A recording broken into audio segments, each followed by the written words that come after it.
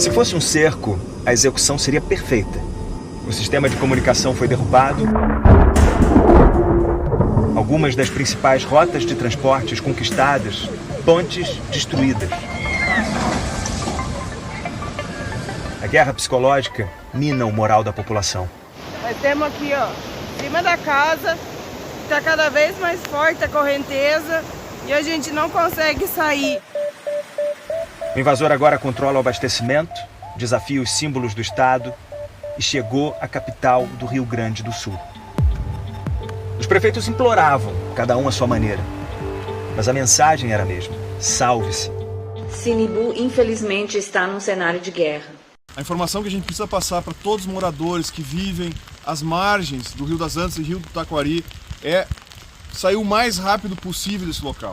Precisamos de ajuda, precisamos dos helicópteros. Os governos de vários estados e o Uruguai mandaram recursos. O presidente Lula se reuniu com o governador e prometeu dinheiro para a reconstrução de infraestrutura e o restabelecimento de serviços essenciais. Eduardo Leite pediu ajuda também às Forças Armadas. O volume de extensão de territorial atingido e todos os reflexos que tem, desde hospitais, são mais de 110 hospitais atingidos, 17 deles interrompendo atendimentos, pelo menos 75 em operação parcial. As dimensões são tantas na vida das pessoas que é um cenário de guerra. O mau tempo é um desafio para voos comuns. O Instituto Nacional de Meteorologia registrou microexplosões aqui em Santa Maria. É quando uma corrente de ar espalha o vento em todas as direções. Parece um tornado, mas sem a rotação e de impacto menor. Só que a Força Aérea Brasileira confia no H-60 Lima, que de tão potente requer cuidado. Pode esfarelar telhados umedecidos. O motor e outros sistemas são duplicados. Numa pane, o voo tem uma segunda chance. As descargas elétricas e a baixa visibilidade são perigos maiores. Uma missão de deslocamento simples, a gente não sairia.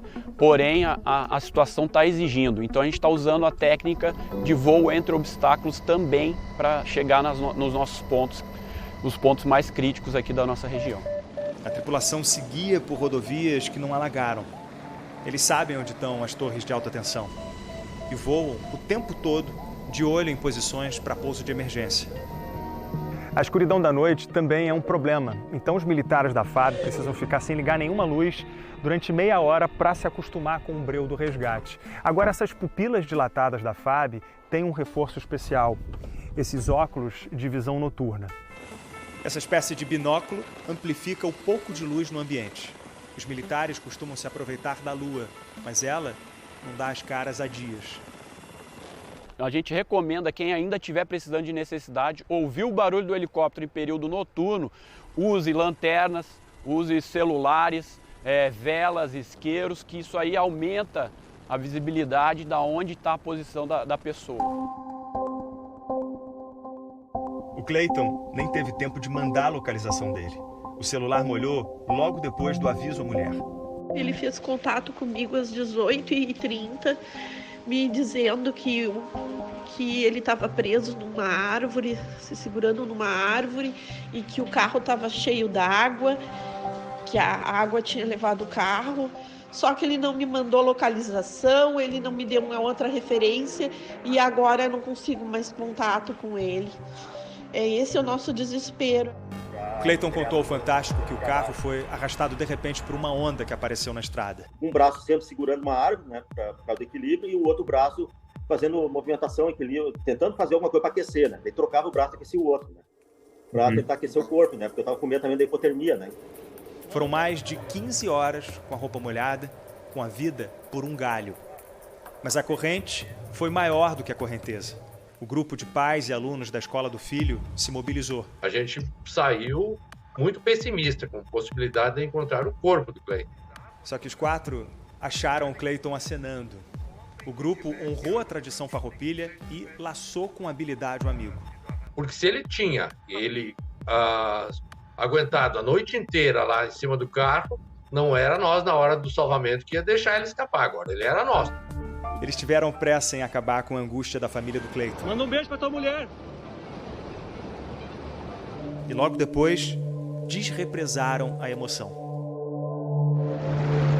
A maioria dos resgates acontece em cidades pequenas e rurais. O socorro dos ilhados começa pela água, mas se a correnteza é violenta, às vezes só o helicóptero resolve. A Polícia Rodoviária Federal chegou com o dever de casa feito. Quanto mais peso, mais combustível é gasto e sobra menos tempo de voo. A matemática, então, indica o que levar. Só que o cálculo das ferramentas não é simples.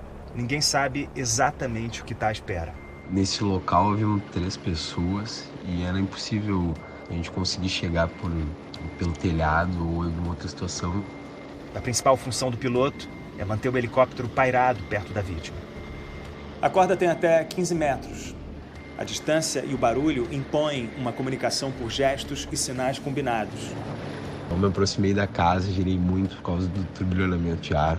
Mas a correnteza e o vento desafiam o corpo do socorrista.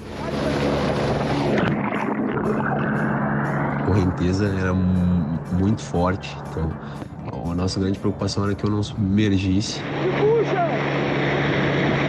Me puxa! Vem pra cá e me puxa! Eu acredito que ele tenha ficado com medo de que ele fosse cair na água. Consegui segurar na sacada e aí consegui me puxar para cima. Entrei na casa e aí iniciei o primeiro resgate. É um sentimento de angústia, né? A gente queria nesse momento poder ajudar todo mundo, mas a gente não tem como se multiplicar, né? É esse abraço que a gente queria dar na família de quem a gente não conseguiu estender a mão. O 192 vive a mesma aflição. O SAMU tinha se aprontado rápido para entregar oxigênio a uma criança de 2 anos ilhada. Mas os socorristas foram forçados a cruzar os braços por causa do teto baixo. Quando conseguem voar, começam múltiplos atendimentos. Já é esperada essa enchente, mas as pessoas acabam ficando porque é seu imóvel, tem medo de assalto, que seja depredado, alguma coisa assim, e deixam para o último instante. Eu, sendo deficiente visual, estou numa área de risco, minha mulher, vão embora daqui e vão sair. A relação de uma pessoa cega com um temporal que se avizinha é diferente. Telhado. Porque eu vou escutar tudo no telhado, porque como eu não tenho a visão, eu não estou sabendo o que está acontecendo ali fora. Até mesmo o vento, quando começa a bater muito forte aqui, balançar das antenas, né? Papai Yankee 3 quilotango. O Gilmar perdeu a visão e o olfato num acidente de carro. Ele usa a audição aguçada para escutar no rádio amador regiões que estão mudas. No momento que faltar a internet, o telefone e não tiver comunicação, o rádio ele faz todo o meio de campo. E me comenta como é que tá Bagé. Os radioamadores têm sempre carregadas baterias com autonomia de até 16 horas. É um hobby que cria amizades. Mas no momento de crise, eles direcionam esse afeto a desconhecidos, mobilizando resgates e doações. A gente está aqui, estamos em casa, tudo sequinho, tudo tranquilo, graças a Deus. Mas aquelas pessoas estão passando trabalho lá. Então a gente quer ajudar. Centenas de milhares de gaúchos estão sem luz no estado. E apesar de toda essa chuva que insiste em cair, mais de 500 mil está sem água também. A inundação de redes de abastecimento aumenta o risco de contaminação por esgoto e bichos mortos. São populações inteiras nervosas com previsões cinzas. Ontem era ruim, hoje está péssimo, amanhã deve ser horrível. Chega aí, alguma árvore! Mais pra baixo tem uma árvore! As notícias que escapam das barragens são tortura maior. Há o risco de colapso. O volume de chuva em algumas regiões passou de 700 milímetros, quase 5 vezes mais do que a média para essa época do ano. O Rio Grande do Sul tem o que os geólogos chamam de planícies de inundação. Vales funcionam como canaletas e a água da chuva escorrega até os rios.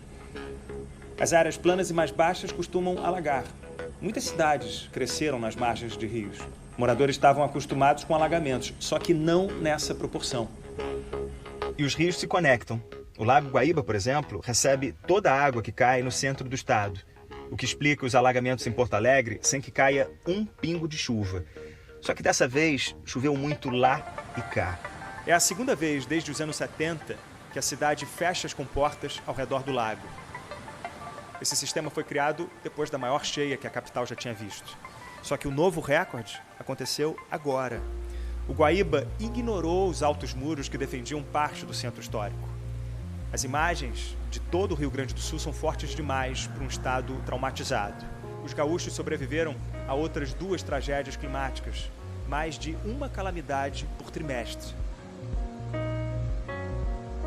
O bebê, que mal cortou o ligamento umbilical, deve a vida a outro cordão. Se a água fosse o inimigo, ela teria dominado terra e o ar. Mas a natureza não é o problema. Já está provado que o aquecimento global é culpa humana. O lançamento de gases que aquecem o planeta esquentou os oceanos e gera mais energia para a formação de chuva. Nós aumentamos a frequência das tragédias climáticas. Meteorologistas esperam enchentes no sul até a metade do mês. Essa é a previsão. Mas certeza mesmo é que o mundo vive outro tempo.